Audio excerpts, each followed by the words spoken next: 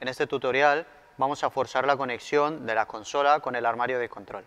Solo necesitamos girar la llave de selección de modo de operación y presionar el botón físico de menú. Si estamos en la SmartPad 2, tocamos el botón de configuración, escogemos la opción RDP y desplegando el menú de la unidad de control le damos al botón conectar. Esto forzará la conexión de la SmartPad con la unidad de control. Y esto es todo lo que necesitamos hacer para forzar la conexión de la SmartPad 2 con el controlador.